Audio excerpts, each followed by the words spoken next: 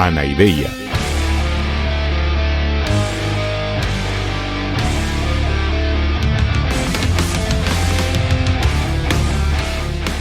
Podcast cínico de divulgación filosófica.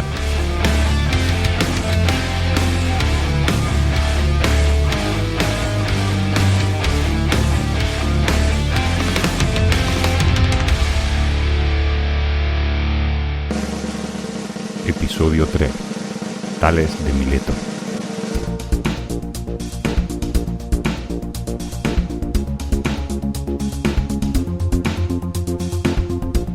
En el menú de hoy os traigo lo siguiente. Empezaremos hablando del problema de las fuentes de estos primeros filósofos tan antiguos. Hablaremos también de qué problema intentaban resolver, de cómo Tales planteó la búsqueda de un elemento primordial del universo, que es lo que él llamó el arjé. Y por último veremos cuál fue la solución de Tales de Mileto a este problema del arjé. Así que, como decía Jack el Destripador, vayamos por partes.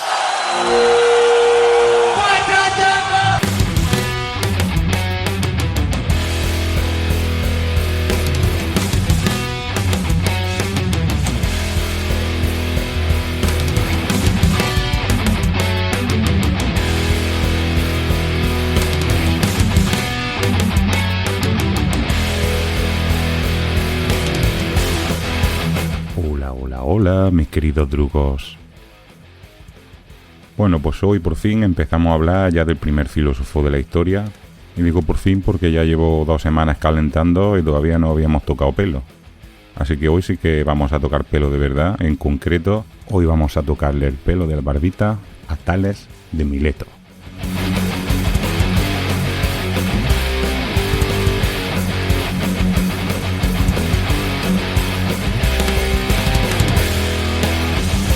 Pero antes un poquito más de calentura y de verdad que ya terminamos, y os lo juro por Voltaire. A ver, lo único que quería especificaros y aclararos antes es el problema de las fuentes, es decir, de cómo sabemos de todos estos filósofos tan antiguos que llamamos los presocráticos, y en concreto con estos primeros que son los de la escuela de Mileto. Pensad que estamos hablando de unos tíos de hace unos 2500 años, es decir, que ya llovió desde entonces. Además tenemos el problema de que estos primeros filósofos prácticamente no nos ha llegado nada de lo que escribieron, si es que escribieron. Entonces, claro, ¿cuál es el problema? Que tenemos que fiarnos de testimonios, de fuentes indirectas. Es decir, no de lo que ellos mismos dijeron, sino de lo que otra gente dice que ellos dijeron. En concreto, sobre todo tenemos 2 tipos de fuentes básicas, que son otros filósofos posteriores que han hablado de sus antecesores y también historiadores que nos han referido las historias y las vidas de estos primeros pensadores. En primer lugar, los filósofos posteriores, ya de la época en la que realmente se escribía mucho, por ejemplo, Platón, Aristóteles, Teofrasto, que estos sí que nos hablan mucho de los primeros filósofos.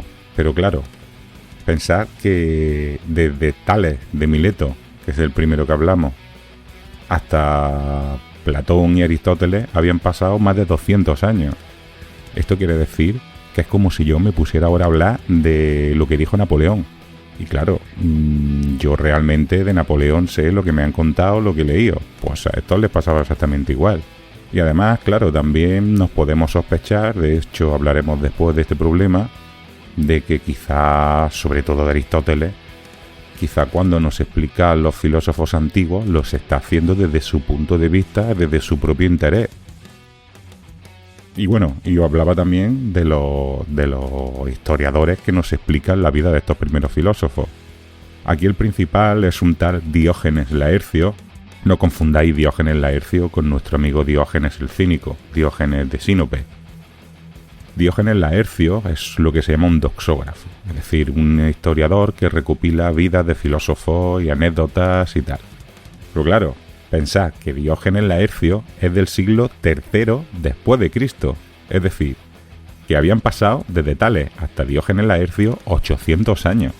800 añacos, ¿eh? Que es como si yo ahora os cuento la historia de un caballero de las cruzadas.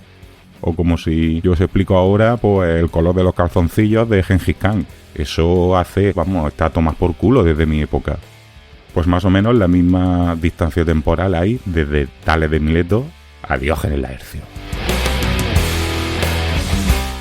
Total, ¿qué sabemos de estos primeros tíos? Pues sabemos muy poquito. Y de lo poquito que sabemos, tenemos que fiarnos de lo que nos cuentan otros, que vete tú a saber de dónde han sacado esa información. Pero bueno, que eso es lo que tenemos. Y esto es un problema para todos estos filósofos antiguos.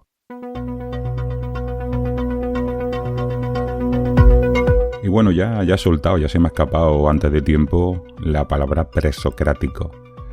Los presocráticos son todo este primer grupo de filósofos que van antes de Sócrates. Bueno, evidentemente esto de presocráticos no es una cosa que ellos supieran, no es que ellos fueran conscientes de ser presocráticos ni mucho menos, sino que es una clasificación histórica que le ponemos nosotros, que sabemos quién es Sócrates y sabemos, como ya veremos en episodios en el podcast futuro, que a partir de Sócrates cambió la película de la filosofía.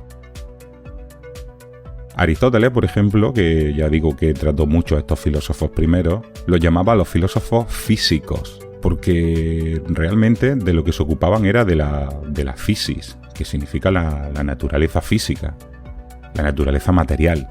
Esto es una cosa bastante normal. Lo primero que nos llama la atención, lo primero que nos despierta la curiosidad, que ya vimos en episodios anteriores, que es el motor, lo que origina el pensamiento filosófico, es cómo funciona el mundo, cómo funciona a nivel puramente material, la naturaleza, la realidad, el universo. Entonces, pues las primeras preguntas, las primeras investigaciones de los primeros filósofos fueron sobre la realidad física. Por eso Aristóteles lo llamaba filósofo físico.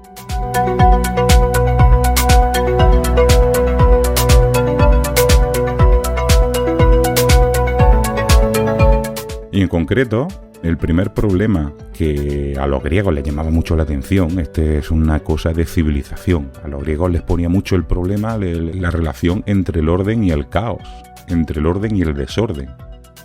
Es decir, los griegos y todas las demás culturas, pero en concreto los griegos, lo primero que se planteaban es ¿cómo es posible que exista orden?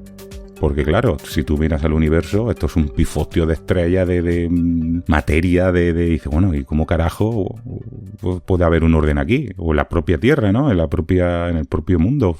Tú vas a un bosque, vas a una selva y esto es un desastre de plantas, de ruidos, de animales, de chillidos, de monos, gatos, perros y yo qué sé.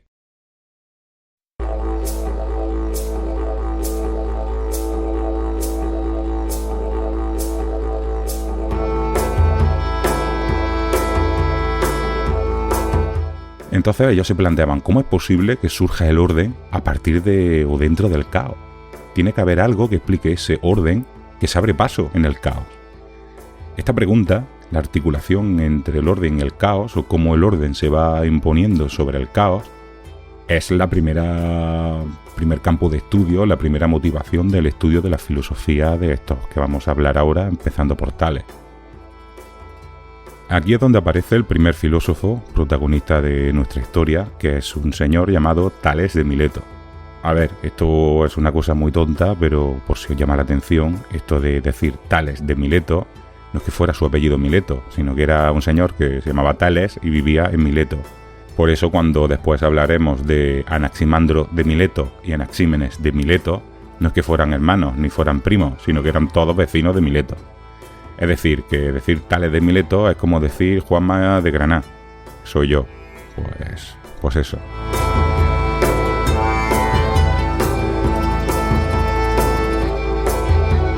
Pues este Tales, ciudadano de Mileto, es conocido por ser el primer filósofo de la historia. Además, seguramente os sonará Tales porque también es muy conocido de las matemáticas. Seguramente te sonará el teorema de Tales, que es el mismo Tales, vamos.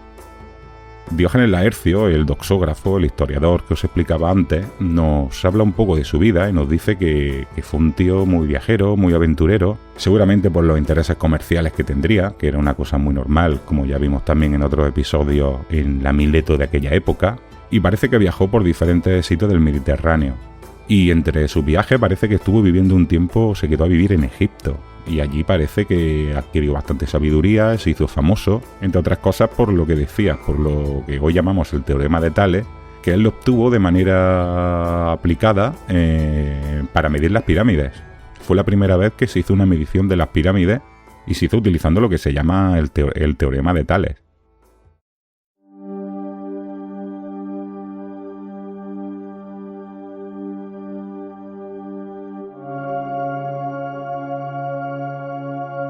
Bueno, pues aparte de todas estas anécdotas, lo que nos interesa de Tales es su planteamiento filosófico. A ver, recuerdo, como decíamos antes, el problema que se plantea Tales es cómo es posible que surja el orden en el universo, es decir, que en qué se basa ese orden que se abre paso en medio del caos. Y ya vimos que él necesitaba una respuesta que no tuviera que ver con la respuesta religiosa, con dioses, historias de estas. A Tales se le ocurrió, según dicen, Tales fue el primero que se planteó que el orden del universo tenía que basarse en un elemento material, en un elemento primero de todas las cosas. Es decir, él se planteó que la única manera de que hubiera un orden en el universo es que tuviera que haber una especie de materia prima de la cual se derivan todas las otras materias. Y además este elemento, esta materia prima, sería lo que le da estabilidad a la realidad, lo que le da continuidad a la realidad en su constante cambio. ¿Qué quiere decir esto? En realidad es una cosa muy sencilla. Si tú te fijas, todo lo que nos rodea, el universo entero, está cambiando en cada instante. Hay cosas que cambian más rápido y cosas que cambian más lento, pero todo está cambiando en cada momento. Por ejemplo, si tú observas una hoguera, pues los cambios de la llama pues son fácilmente apreciables y ves que en cada instante la cosa ha cambiado. Una persona no cambia tan rápido, es más difícil apreciar los cambios, pero también los hay. Es decir, es muy fácil ver cómo una persona, sobre todo una persona joven o un niño, cómo ha cambiado en un año. Pues simplemente es obvio que si una persona en un año ha cambiado mucho, en medio año ha cambiado la mitad, y en un mes ha cambiado un poquito, y en un día un poquito menos, y en cada segundo está cambiando, aunque no lo podamos apreciar. Simplemente va a un ritmo mucho más lento ese cambio, pero todo está cambiando. Y una montaña también. Una montaña quizá tarda no un año, sino a lo mejor necesita 200 años para apreciar un cambio apreciable a simple vista, pero si en 200 años ha cambiado, quiere decir que en cada segundo está cambiando. Esto es simplemente una observación que todos podemos hacer de la realidad. Esto no es ninguna teoría, esto es simplemente un hecho, ¿no? Nosotros miramos y vemos que todo cambia. Lo que se planteaba Tales es: tiene que haber algo que permanezca debajo de ese cambio, porque si no, todo sería un caos. Es decir, si el universo que cambia en cada instante no hubiera nada que permaneciera durante ese cambio, lo que significaría es que el universo entero se está destruyendo en cada instante y apareciendo un nuevo universo en el instante siguiente. Y eso, claro, esto es un pifostio, esto es un caos. Tiene que haber algo que dé permanencia, que dé continuidad a la realidad. Pues ese algo tendría que ser ese elemento que él estaba buscando. Ese primer principio de la realidad, que sería lo que da lugar al orden, a la estabilidad del universo.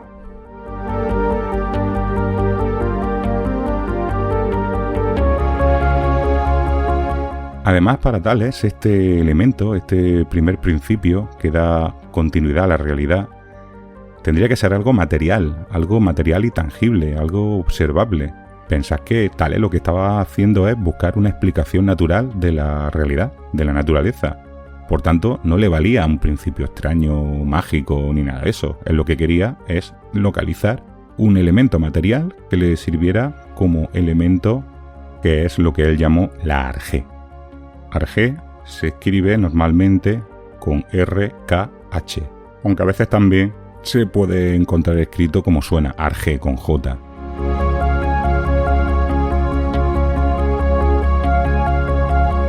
Esta arjé sería este elemento que Tales buscaba, el primer principio de la realidad, el primer principio del orden del universo y que al mismo tiempo es lo que da continuidad a la realidad y es la materia que da lugar a todas las demás. Esto sería la arjé.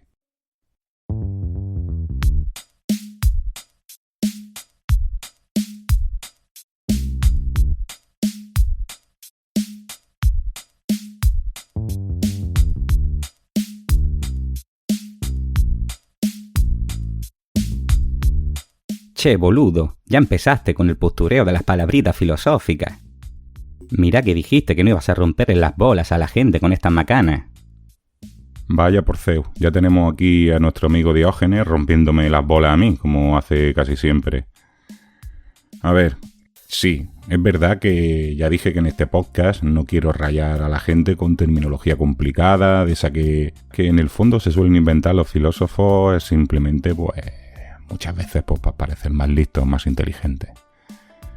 Pero, hombre, algunos de estos palabras también tengo que ir soltándolos, porque, a ver, pensar que este podcast también puede ser útil para gente que está estudiando bachillerato, por ejemplo, y en bachillerato, ya os digo yo, que les van a explicar lo que es el arjé y todas estas cosas. Por tanto, está bien que sepáis los 4 conceptos filosóficos más importantes para poder relacionarlo bien con lo que se les explica a los estudiantes en clase. En la versión oficial, la terminología que se ha utilizado siempre. Es la que utilizo yo con mis alumnos y es la que se pide en selectividad y la que toda la vida se ha utilizado. Toda la vida de Dios o de Zeus se ha utilizado esto. Pero es que además basureaste a Tales. Ni en pedo soltó todas esas macanas del orden del universo y la concha de la arjé esa que dijiste. Todo eso es un bolazo del caretón de Aristóteles. Tales fue un pibe macanudo que no se metía en esas mierdas. Realmente parece que él solamente hablaba de que todo venía del agua. Y también parece que decía que el agua estaba debajo de la tierra. Es decir, que la tierra está como flotando en el agua y que por eso los terremotos son movimientos de la tierra, como de un barco. Lo demás son inventos de Aristóteles, que con su postureo de niño pijo solo quería ponerse como el que resolvió todos los problemas de los filósofos viejos. Y además que esos problemas, la mayoría se los inventaba él y los ponía en boca de los otros anteriores, como esta mierda del arjé. A ver, la versión tradicional, es decir, la versión que nos explicaron a mí y a mi padre y al padre de mi padre, es que Tales de Mileto fue quien se planteó qué es el arjé, que es ese elemento primigenio que da orden a la realidad. Y digo la versión tradicional porque en verdad puede ser que sea como dice Diógenes y que todo esto fuera una moto que nos estaba vendiendo Aristóteles. Ya hemos visto que Aristóteles es la única fuente que tenemos para hablar de estos antiguos, entonces pues si él manipuló o él puso una lectura que no era la correcta no lo podemos saber. De hecho hay otros testimonios que dicen que Tales no se complicaba tanto la vida y que su planteamiento era, pues, es así, como dice Diógenes, una cosa mucho más sencilla y no era para nada algo tan metafísico, ¿no? Como nos plantea Aristóteles. Metafísico ya veremos lo que significa, ¿no? Pero tan raro uno de principios de la realidad. Hay que considerar que Tales de Mileto simplemente hablaba de que el principio de todo es el agua y que el agua es el elemento básico y que rodea toda la tierra y por debajo también hay agua y que por tanto es el principio de todo, pero principio en este sentido. No se sabe exactamente cuál será la versión buena, pero bueno, esta es la que nos han contado tradicionalmente. Obvio, Aristóteles aprendió muy bien del pelotudo de su maestro Platón a inventarse lo que decían los filósofos anteriores. Hizo lo mismo con Tales y los demás filósofos antiguos que había hecho Platón con Sócrates, inventarse todo lo que decía para quedar bien. A ver, voy a explicaros lo que se refiere Diógenes, no sé si es verdad o no, pero para que entendáis de lo que nos está diciendo. Ya veremos más adelante que algunos de los filósofos más conocidos de la antigua Grecia fueron sucesivamente maestros y discípulos entre sí. Es decir, Sócrates fue el maestro de Platón y Platón fue el maestro de Aristóteles. También es un hecho muy conocido que Sócrates no escribió nada, nos viene a través de otra gente que nos habla de él. Y la principal fuente que tenemos de conocimiento del pensamiento de Sócrates es su discípulo Platón. Pero claro, Platón, durante toda su vida, siempre puso en sus obras, que son como unas obritas de teatro, en las cuales hay un protagonista que es el listo, a través del cual él expone sus propias ideas, pues él siempre ponía como protagonista a Sócrates. Y a lo mejor llevaba 30 o 40 años muerto Sócrates, pero él, en honor a su maestro, siempre lo ponía como el listo de sus obras. Y claro, ponía en boca de Sócrates teorías e ideas que no tenían nada que ver con el Sócrates real, sino que eran suyas propias, de Platón, y sin embargo las ponía en boca de Sócrates. Entonces, claro, los cínicos, Diógenes y Antístenes, siempre le reprocharon mucho a Platón que se inventó lo que decía Sócrates, que Sócrates no decía esas cosas. Lo que está diciendo Diógenes es que esto mismo que hizo Platón con Sócrates, pues también lo hizo Aristóteles con todos los anteriores. Es decir, igual que Platón manipuló a su maestro para que dijera las cosas que a él le interesaba, Aristóteles habría manipulado a todos los filósofos presocráticos para ponerlos en una línea de pensamiento que al final conducen a que el último de esta tradición, que es el más listo de todos, es el que resuelve todos los problemas, por ejemplo este del Arjé. ¿Imagináis quién es el último, el que resuelve todos los problemas? Viste, claro, Aristóteles, el pelotudo de Aristóteles. Todo esto es un bolazo, y Aristóteles es un careta como su maestro Platón. Se inventaron lo que decían los filósofos viejos para quedar ellos como los más listos. Es todo postureo. Bueno, a ver, Diógenes, a lo mejor lo que dices sea verdad y realmente la visión que tenemos de Tales y los presocráticos esté manipulada por Aristóteles. Pero al final es la versión oficial, es la versión que se ha convertido en tradicional. Es decir, es la película que me explicaron a mí y a mi padre y al padre de mi padre y al padre del padre de mi padre. Y a la que los oyentes posiblemente hayan escuchado y posiblemente la que si no han escuchado todavía les explican sus profesores. Es la que yo le explico a mis alumnos en clase.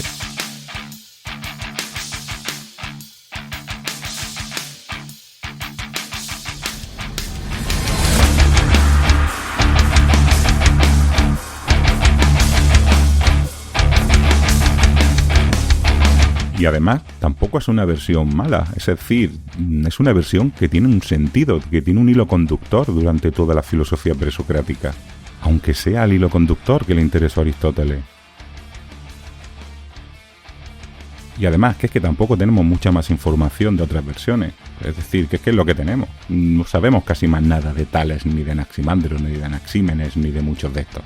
Así que yo, aquí, en el podcast, basaré mi explicación de Tales y de los siguientes autores de los siguientes episodios en esta versión tradicional, en esta versión que nos habla de que los primeros filósofos investigaban lo que era el Arjé. Ahora bien, esto tenéis que saberlo, esto es una versión posiblemente interesada. Además, yo creo que esto es un principio muy aplicable a la vida en general. Quiero decir, y ahora mismo ya no estoy hablando de griegos, ni de Arjé, ni de Aristóteles, si me la suda Diógenes, y si le mola o no le mola. Pero a ver, muchas veces, en la vida, muchas veces sabemos que nos están vendiendo la moto. Pueden ser los políticos, pueden ser los medios de comunicación, puede ser la publicidad, pueden ser los profesores, o pueden ser los padres, o los colegas, o uno mismo. Muchas veces nos da la sensación, o tenemos la sospecha, de que nos están vendiendo un discurso y nos están mostrando las cosas que nos están enseñando la realidad según los intereses de quien nos les está enseñando. Y muchas veces, sed sinceros con vosotros mismos y vosotras mismas, muchas veces nos lo comemos con patatas. A veces porque no tenemos más remedio que aceptar las cosas como nos ofrece, y otras veces pues simplemente pues por no complicarnos la vida. Y a ver, que esto es normal, ¿eh? Es decir, tú no puedes estar toda la vida luchando contra los molinos de viento, aunque los molinos de viento sean reales. Pero eso sí, al menos, esto es un consejo mío, personal, al menos deberías hacer lo que te estoy diciendo ahora. Sé consciente de dónde viene la historia y de que estás siendo manipulado. En la vida muchas veces hay que ser parte de un rebaño, eso es así. Muchas veces en la vida acabamos siendo rebaño, pero eso no implica que tengamos que ser ovejas, ¿eh? Tú puedes formar parte de un rebaño, pero no necesariamente tienes que hacerte oveja. Es decir, que como un mínimo que sepas lo que te están vendiendo, porque tontos no somos. ¿Cómo que no sos tonto? Vos sos un pelotudo. Si sabes que todo eso son macanas, ¿por qué lo aceptás? ¿Por qué no mandás todo a cagar y ya? A ver, Diógenes, que no todos podemos vivir siempre al límite, ¿eh? En plan radical, como hiciste tú. Que no todo el mundo puede mandar a la mierda todo y dedicarse a vivir en una tinaja porque no le gusta la sociedad, ¿eh? No se puede vivir así siempre, no podemos exigir que la gente sea absolutamente inflexible con estas cosas. Lo que sí pienso que podemos exigirnos a nosotros mismos es ser conscientes. Al menos saber dónde nos estamos metiendo, saber lo que nos están vendiendo y que, ya que nos venden la moto, al menos que no seamos los gilipollas que ellos se piensan.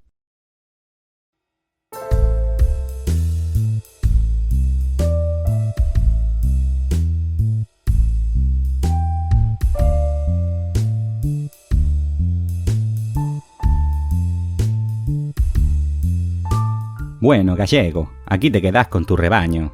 Me importa una chota tu explicación mentirosa de los filósofos viejos. Bueno, pues nada, Diógenes. Adeusiao. Echa por la sombra, hombre.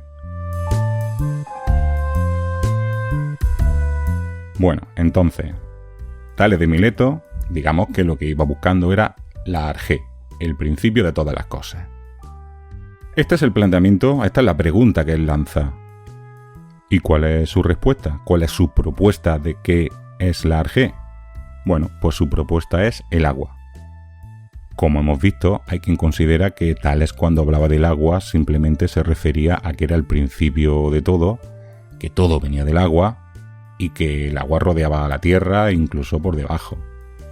Pero en la línea aristotélica, en la línea interpretativa de Aristóteles, que como hemos visto es la versión oficial, lo que nos dice es que Tales afirmó que el agua es la arjé, la materia primordial de la realidad.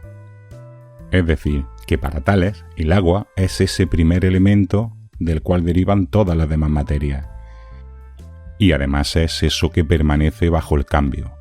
Es decir, bajo todos los cambios que se dan en la naturaleza, siempre hay presente agua y ese agua siempre permanece.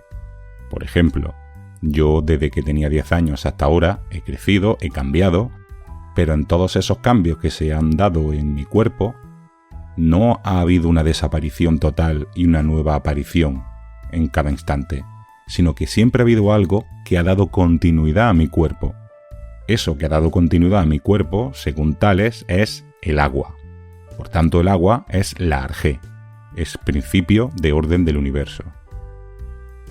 Se piensa que posiblemente a Tales se le ocurrió esta explicación en la localización del arjé como el agua por su influencia de la cultura egipcia del agua. Sabemos que ya hemos dicho que vivió en Egipto y sabemos la importancia que tenía para la cultura egipcia el agua. Pensad que toda la civilización del antiguo Egipto se basaba en el Nilo, en las crecidas del Nilo y en las inundaciones. Y de hecho para los egipcios el agua es símbolo de vida, donde hay agua hay vida, y donde no hay agua, donde hay sequía, donde hay sequedad, hay muerte y desierto. De hecho, se relaciona siempre la humedad con los seres vivos y la sequedad con la muerte. Generalizando, podríamos identificar la humedad con el dinamismo y la sequedad con lo estático y con la muerte. El agua, en definitiva, es lo que nos da la vida y lo que da cambio y lo que da dinamismo y da orden al universo. Sí, be water, my friend.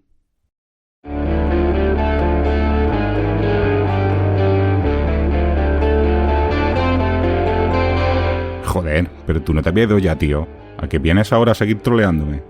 No pude evitarlo, boludo. Me lo dejaste a huevo. Vale, ahora ya sí desaparezco.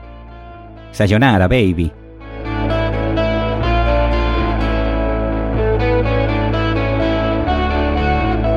Bueno, pues muchas gracias por escucharme. Espero que os haya gustado este primer episodio ya metidos en faena de verdad.